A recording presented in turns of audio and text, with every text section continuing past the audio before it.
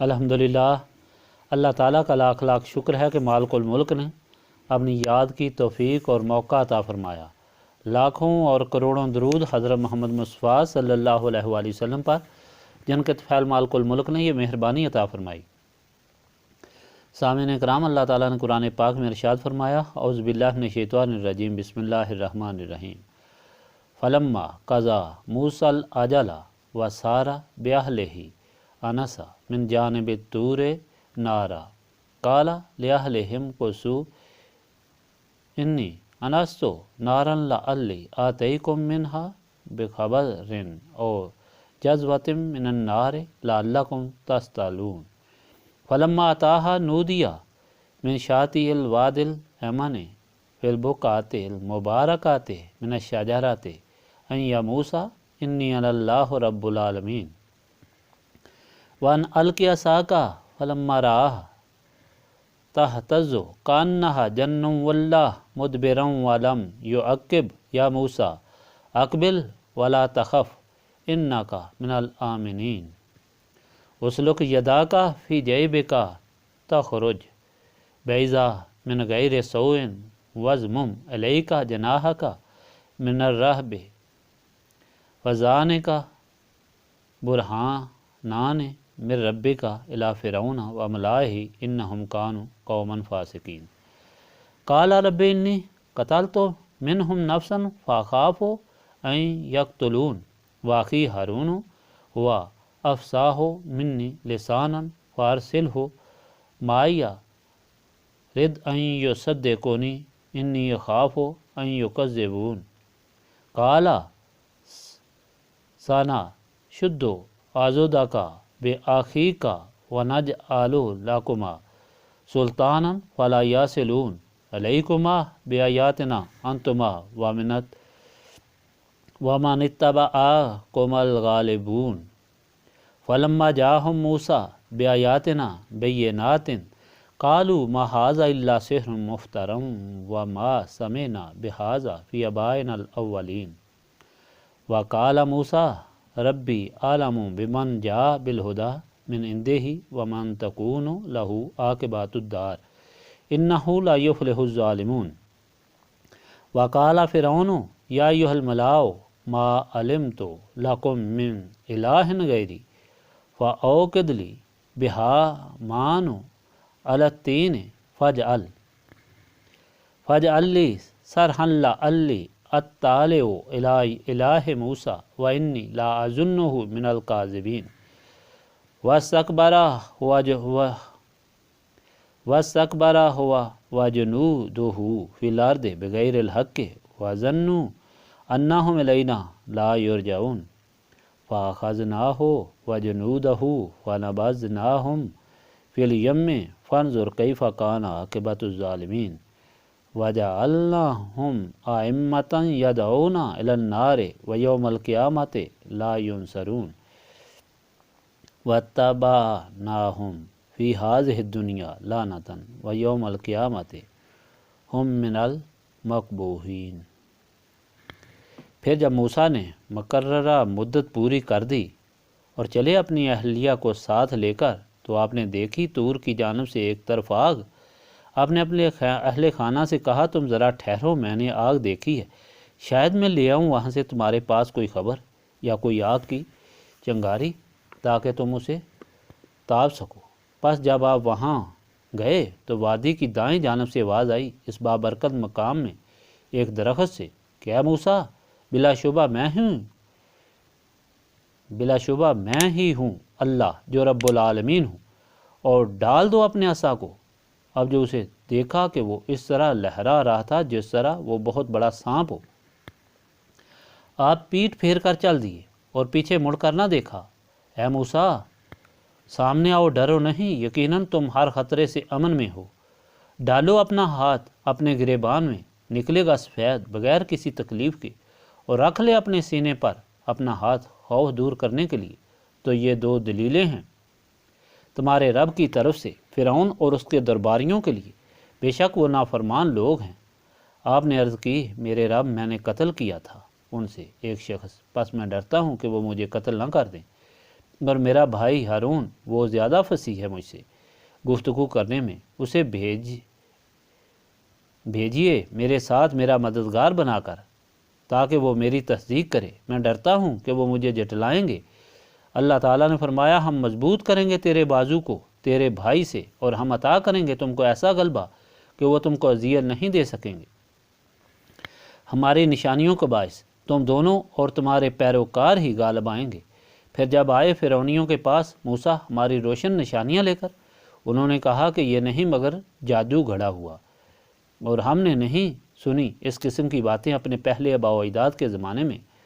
اور موسیٰ نے فرمایا میرا رب خوب جانتا ہے اسے جو اس کی بارگاہ سے ہدایت لے کر آیا ہے، اور وہی جانتا ہے کہ کس کا انجام اچھا ہوگا۔ بے شک بامراد نہیں ہوتے ظلم و ستم کرنے والے۔ فرعون نے کہا اے اہل دربار، میں تو نہیں جانتا کہ تمہارے لیے میرے سوا اور کوئی خدا ہے، پس آگ جلا میرے لیے اے حامان،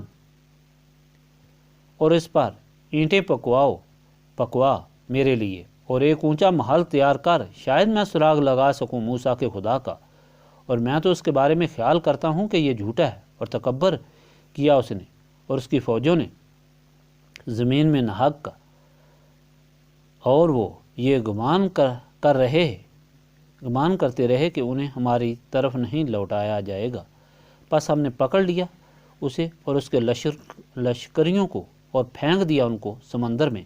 دیکھو کیسا انجام ہوا ظلم و ستم کرنے والوں کا۔ اور ہم نے بنایا تھا انہیں ایسے پیشوا جو بلا رہے تھے آگ کی طرف، اور روز محشر ان کی مدد نہیں کی جائے گی، اور ہم نے ان کے پیچھے اس دنیا میں بھی لعنت لگا دی، اور قیامت کے دن بھی ان کا شمار ملعونوں میں ہوگا۔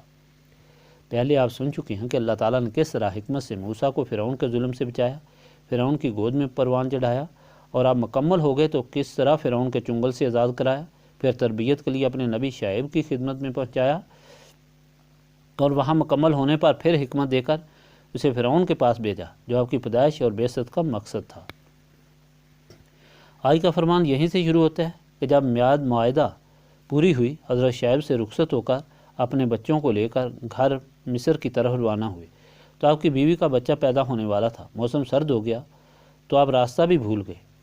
پھر دور آپ کو دائیں طرف آگ نظر آئی جس طرف مصر تھا۔ آپ نے اپنی بیوی کو کہا کہ مجھے آگ نظر آ رہی ہے، تم یہیں ٹھہرو کہ میں راستہ بھی معلوم کرتا ہوں اور آگ کا انگارہ بھی لے آتا ہوں تاکہ تم گرم ہو سکو۔ جب آپ آگ کے پاس پہنچے تو دیکھا کہ ایک مبارک حصہ پر درخت کے ساتھ آگ لپٹی ہوئی ہے، اور آگ نور کی طرح ہے، جلا نہیں رہی۔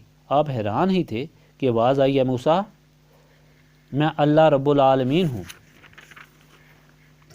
اور یہ عصا زمین پر پھینکو۔ جب انہوں نے عصا پھینکا تو وہ سانپ بن کر الٹنے پلٹنے لگا۔ موسیٰ پیٹ پھیر کر چل دیے۔ اللہ تعالیٰ نے فرمایا ڈرو نہیں، آگے آؤ، آپ اپنے اللہ تعالیٰ کی امان میں ہیں۔ پھر حکم ہوا اپنا ہاتھ اپنے بغل میں ڈالو اور نکالو تو یہ چمکتا ہوا سفید ہوگا۔ فرمایا یہ دونوں معجزات آپ کو دیے جا رہے ہیں، یہ لے کر فرعون کے پاس جائیں، کیونکہ وہ تکبر اور غرور میں اللہ تعالیٰ کو بھول گیا ہے۔ آپ نے عرض کی کہ مجھ سے فرعون کے آدمی کا قتل ہوا تھا، وہ مجھے قتل کریں گے، اس لیے آپ میرے بھائی ہارون کو بھی میرے ساتھ بھیجیں جو فصیح اللسان ہے اور میری تصدیق بھی کرے گا۔ اللہ تعالیٰ نے منظور فرما لیا اور دونوں فرعون کے دربار میں پہنچے۔ موسیٰ نے اللہ تعالیٰ کا پیغام پہنچایا کہ تم اللہ نہیں، اللہ رب العالمین ہے جو تمہارا بھی خالق ہے اور ہمارا بھی۔ اس پر فرعون نے پوچھا تمہارے پاس کیا ثبوت ہے؟ تو آپ نے دونوں معجزے دکھائے۔ اس پر فرعون نے کہا یہ جھوٹ بولتا ہے، ہم نے اپنے آباء و اجداد سے کبھی ایسی بات نہیں سنی۔ اور اپنے وزیر حامان کو کہا کہ ایک اونچا محل بناؤ تاکہ میں اس میں جا کر میں اس کے خدا کو دیکھوں۔ اس نے اور اس کی فوجوں نے ماننے سے انکار کیا اور کہا کہ تم جھوٹ بولتے ہو۔ تو اللہ تعالیٰ فرماتا ہے پھر ہماری پکڑ آ گئی، ہم نے اسے سمندر میں غرق کر دیا، اور ظالموں کا یہی انجام ہوتا ہے، اور قیامت میں بھی ان کے لیے رسوائی اور عذاب ہے، کوئی ان کا مددگار نہیں ہوگا، یہ لعنت ان کے ساتھ آخر تک چلے گی۔ جس طرح ہر فرمان میں حکمت اور ہدایت ہوتی ہے، اس میں بھی حکمت اور ہدایت سمجھنے والی ہے۔ پہلی بات یہ کہ حکم ہوا اس نور والی جگہ مبارک اور برکت والی ہوگی۔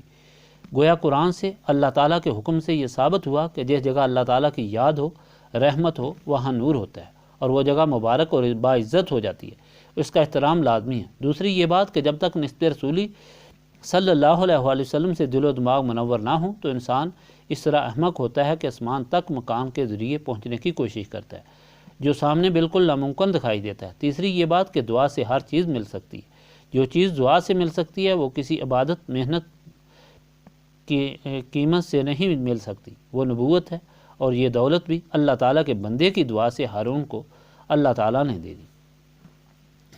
اس لیے رسول اللہ صلی اللہ علیہ وآلہ وسلم نے فرمایا دعا قضا کو بھی بدل دیتی ہے۔ دعا ضرور قبول ہوتی ہے مگر انسان نہیں سمجھ سکتا کہ کس طرح قبول ہوتی ہے۔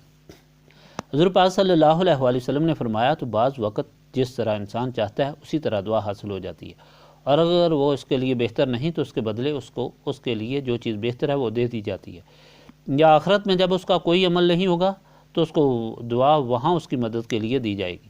چوتھی چیز سمجھنے والی یہ کہ موسیٰ کو حکم ہوا کہ آپ بھی اور آپ کے تابع دار بھی غالب ہوں گے، گویا ہدایت دی گئی کہ نسبت رسولی صلی اللہ علیہ وآلہ وسلم سے دل و دماغ بھی روشن ہو جاتے ہیں، سیدھے راستے پر بھی انسان چلتا ہے اور غلبہ بھی نصیب ہوتا ہے۔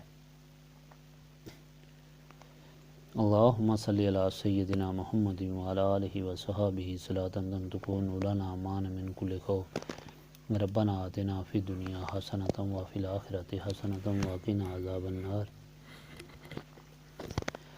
لا الہ الا انت سبحانک انی کنت من الظالمین انت ولی فی الدنیا والآخرہ توفانی مسلما والحقنی بالصالحین رب اغفر وارحم وانت خیر الراحمین ربنا لا تزغ قلوبنا بعد إذ هديتنا وهب لنا من لدنك رحمة إنك أنت الوهاب اللهم إنك عفو تحب العفو فاعف عني يا غفور يا غفور يا غفور استغفر الله العظيم الذي لا إله إلا هو الحي القيوم وأتوب إليه ربنا تقبل منا إنك أنت السميع العليم